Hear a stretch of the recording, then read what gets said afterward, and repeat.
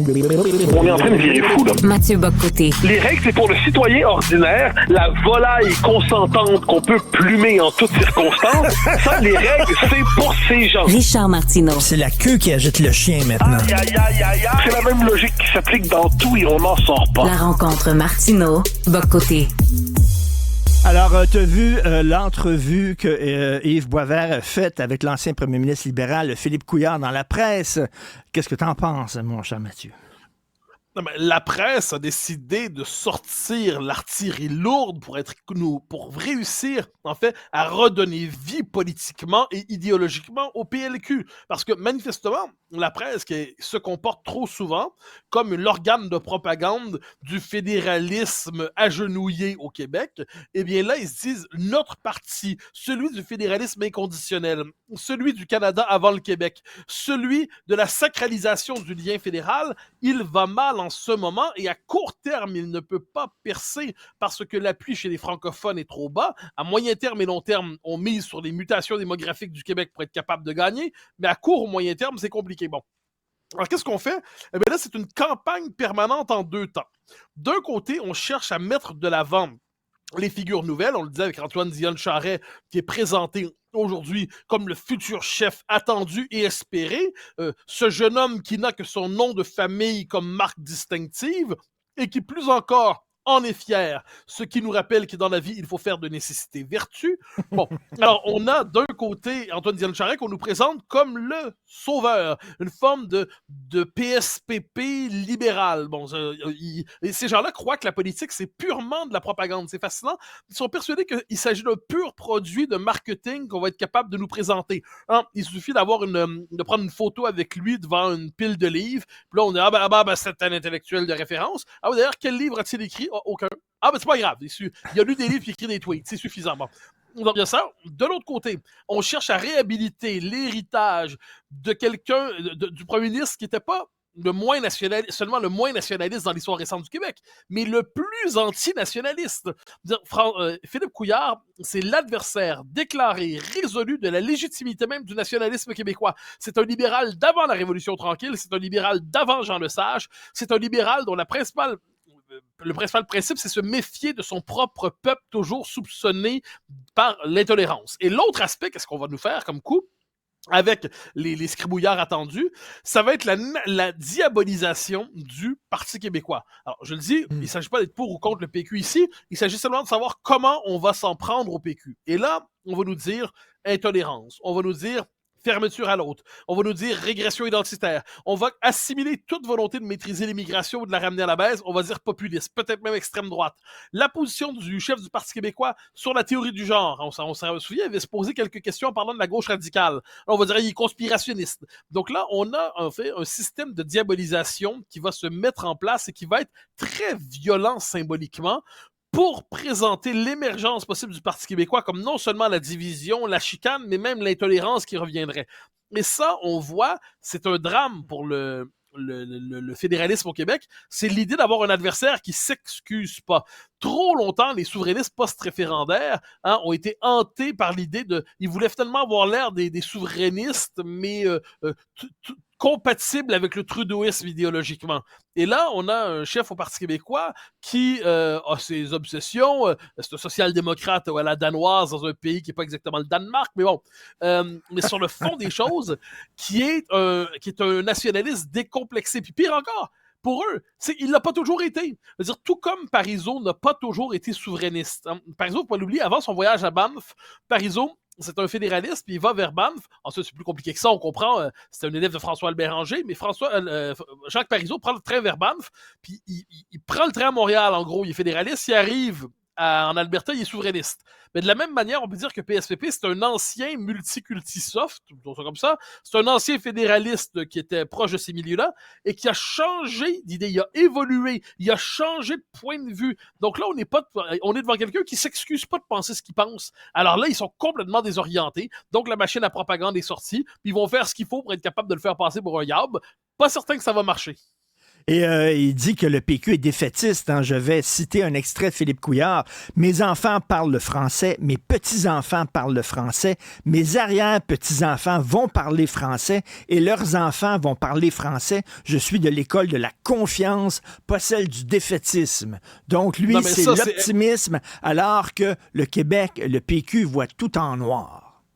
Non, mais on appelle ça le parti de l'anti-réalité. Ça, c'est le genre de gars qui dit « Je vais manger une côte de bœuf, puis une autre côte de bœuf, puis du fromage, puis des pâtés, puis je vais me servir 2, 3, 4 bouteilles de vin rouge, puis je refais la même chose le lendemain, puis le surlendemain, puis je vais maigrir et conserver mon poids, à tout le moins. » Ah ouais? OK!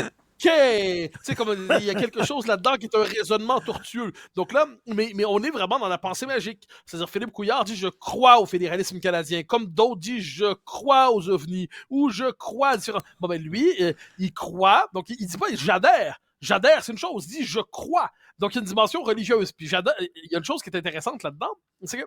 Puis j'en parlais il y a quelques instants dans mon émission avec Étienne Alexandre Beauregard. Le même passage de l'interview m'a frappé.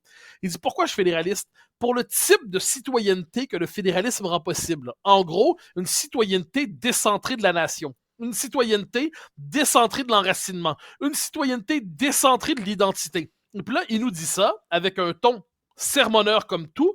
Et sur le fond des choses, lui qui se veut grand esprit scientifique est étranger à ce que nous apprend la démographie, l'histoire, les sciences politiques, le droit constitutionnel et le fait central, c'est que le Québec dans la fédération est condamné au rétrécissement identitaire, au rabougrissement ethnique, mais ça le dérange pas.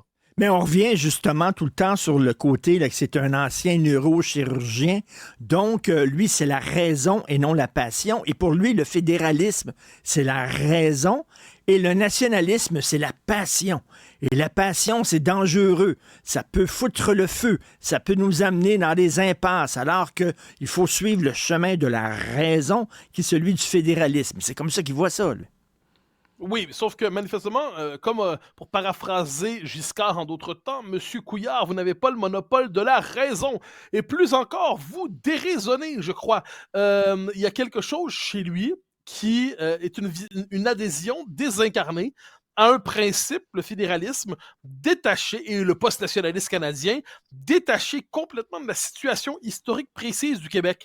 Et là, on voit... il cherche l'indicateur linguistique qui lui permet d'être optimiste. Oui, mais un moment donné dans la vie, l'objectif, tu choisis pas l'indicateur qui te permet d'aller bien. Moi, si je me pèse en kilos, le chiffre est moins élevé que si je me pèse en livres. Bon, mais ça veut pas dire que je suis moins gros, OK? Est-ce qu'on peut comprendre ça? Bon, de la même manière, tu sais, puis si j'augmente en kilos, puis ça augmente moins qu'en augmenter en livres, parce qu'il y a plus de livres, dans un kilo, il y a plus de la correspondance pour les livres sont plus élevés, mais ça veut pas dire que j'engraisse pas plus. Donc, à un moment donné, il y a une forme de réel qui est absent. Donc là, il choisit l'indicateur qui lui dit ça va bien. Hein? C'est comme s'il disait, ben là, il s'imagine un monde peuplé de gens qui n'ont pas de bras, puis il dit, j'ai juste un bras, je vais bien. Non, mais c'est sûr que si ton indicateur, c'est le monde des pas de bras, c'est sûr que ton petit bras, il va aller bien. Mais si ton indicateur, c'est un monde il y a genre généralement 2 bras, mais là, c'est ton bras et demi, ton quart de bras, tu vas te sentir un peu désarmé. Bon. Donc là, c'est le choix de l'indicateur. Mathieu, c'est le gars qui se jette en bas du 20e étage et lorsqu'il passe devant le 10e étage en tombant, il dit « Jusqu'ici, tout va bien ». Mais bien sûr, je pense que c'est dans le film La Haine, si je me trompe pas. Exactement, donc, au début de La Haine. Tout va bien, tout va bien, tout va bien. Non, mais non, ça va pas bien. Le poids des francophones régresse au Canada, au Québec, et on voit cette situation-là nous échapper, mais Philippe Couillard, terré dans son village lointain, où tout est dans l'entre-soi francophone de vieille souche, il dit tout va bien, puis ça n'a pas changé. J'ai l'impression d'être d'un pays d'en haut avec le notaire libéral du village ou le médecin libéral du village. Le monde a quelque peu changé, mais le docteur Couillard. Il y a un passage, je suis convaincu par contre, qui a fait ton affaire. Lorsqu'il dit je ne crois pas là, à la CAQ qui est assis sur la clôture, une jambe dans le fédéralisme, une jambe dans le nationalisme, puis qui tient debout grâce au piquet de la clôture Frost qu'il tient, c'est un ou l'autre. Ça, j'imagine que ça te plaît, parce qu'au moins c'est clair avec Philippe Couillard. Mais c'est clair, mais encore là, moi, ce que je lui reproche à Couillard là-dessus, c'est, mettons, la CAQ a dit, pour différentes raisons qui sont pas les miennes, on accepte de faire un bout de chemin dans le Canada. Bon, ben, pour ceux là, qui veulent faire ce bout de chemin-là, parce qu'ils pensent que la souveraineté se fera pas, parce qu'ils pensent qu'on n'a pas nécessairement les moyens, il y a différentes raisons, Ben, moi, je préfère encore, dans ce cas-là, qu'ils disent on va défendre l'identité québécoise dans le Canada plutôt que mettre le Canada d'abord par rapport à l'identité québécoise. La tradition d'André Laurando, de Robert Bourassa, de Claude Ryan même, mais Bourassa, Laurando, il y en a d'autres, Guy Laforêt, c'est des gens pour qui on cherchait à penser l'autonomie québécoise dans le contexte fédéral canadien. Pour Philippe Couillard, c'est soit vous faites l'indépendance, soit vous consentez à la dissolution dans le Canada. Là où je suis d'accord avec lui, c'est que je pense que c'est ce qui va nous arriver. Si on ne fait pas l'indépendance, on connaîtra assurément la dissolution dans le Canada. Ça va être l'effacement. C'est une dissolution programmée à la fois dans le multiculturalisme canadien, dans la démographie et l'évolution politique canadienne. Mais de ce point de vue, il voit les choses, mais lui, il consent à la disparition et il voit la disparition annoncer un immense progrès. Vous me permettrez, quant à moi, Dr Couillard, de ne pas me réjouir de l'annonce de ma prochaine disparition, qui est par ailleurs un peu trop anticipée. Écoute, je veux revenir avec toi sur un texte de la presse canadienne qui a été publié il y a quelques jours dans Le Devoir. Alors, j'ai ça ici, là. C'était dans Le Devoir et ça s'intitule « Ottawa avait été averti qu'une forte hausse de l'immigration nuirait à l'accès au logement. » Alors, écoute, je te lis ça. Des fonctionnaires fédéraux ont averti le gouvernement du Canada il y a 2 ans que de fortes augmentations de l'immigration pourraient affecter l'abordabilité du logement et des services. Donc, ils ont dit ça à 2 ans, Justin Trudeau, en disant, là, si tu ouvres les vannes de l'immigration, on va avoir la difficulté avec le logement. Et non seulement ça, mais ils ont dit aussi, c'est faux que ça va enrichir le Canada. C'est totalement faux. Alors là, tu vois, là, c'est clair, Mathieu, que l'ouverture des vannes de la frontière pour Justin Trudeau, c'était d'abord et avant tout une décision idéologique. Mais bien sûr, pour Justin Trudeau, l'argument économique, c'est un argument qu'il utilise s'il est valable, mais qu'il sacrifie s'il ne l'est pas. La conviction profonde chez lui, c'est que l'immigration massive est nécessaire, parce que c'est un bien en soi, l'immigration massive, parce qu'elle accentue la diversité canadienne dans les faits de multiculturalisme canadien, parce qu'elle contribue à la minorisation du fait français de la différence québécoise, parce qu'elle pourra un jour poser un verrou démographique définitif sur le nationalisme québécois. Donc là, moi, je précise, moi je pense que c'est normal que le politique ne se soumette pas toujours aux consignes des fonctionnaires. Donc il est normal d'avoir des priorités idéologiques qui ne sont pas celles de ces fonctionnaires, qui donnent des informations, très bien. Mais là, on voit donc c'est quoi la vraie priorité idéologique de Justin Trudeau? C'est l'immigration toujours plus, quelles que soient les circonstances, parce que c'est un bien en soi. Et de ce point de vue, les Canadiens, aujourd'hui, je ne dis même pas les Québécois, là, les Canadiens et les Québécois en souffrent aujourd'hui. Concrètement, même pas sur le plan de leur identité, même pas sur le plan culturel. Ils en souffrent dans les services publics, ils en souffrent dans l'accès au logement, ils en souffrent dans les systèmes sociaux sur lesquels il y a une pression immense. Et là, quand on dit ça, quelle est la dernière arme du système idéologique dominant pour empêcher de noter ces problèmes? Eh bien, c'est de dire raciste, xénophobe, fermé. C'est tout ce qu'ils savent dire pour éviter d'avoir à répondre à des arguments. Parce que les arguments, ça préciserait justement, ça impliquerait qu'on justifie une décision, mais on est devant un choix religieux, celui de l'immigrationnisme, et on en paie le prix. Et souviens-toi, là, ce ministre libéral dont le nom m'échappe, mais qui disait non, c'est bon que les immigrants viennent ici parce qu'ils vont construire des maisons. Il n'y aura pas de problème avec le logement. Mark Miller, exactement. Mark Miller, non, mais alors moi, dans ce moment-là, je suis un peu, c'est ma charité chrétienne qui intervient, dit pardonnez-leur, ils ne savent pas ce qu'ils disent. Hein? Parce que quelqu'un qui a joué qui fonctionne intellectuellement de manière correcte, peut pas en arriver à cette phrase. Donc, je crois qu'on est ici devant quelqu'un qui humainement est probablement quelqu'un de très bien, mais politiquement, son cerveau fonctionne au ralenti, ce qui lui permet d'en arriver à de telles conclusions improbables. Donc, je ne doute pas que M. Miller soit un homme de grande qualité en privé, mais politiquement, disons que l'idéologie à laquelle il adhère a ralenti son fonctionnement, je dirais, politico-cognitif. Et le résultat, eh bien, c'est cette idée qu'ils vont venir pour construire les maisons qui nous manquent. Mais il va falloir en faire venir d'autres pour construire leur maison pendant ce temps-là, et ainsi de suite. Et comme dirait Wenswell, tu vois, c'est exponentiel.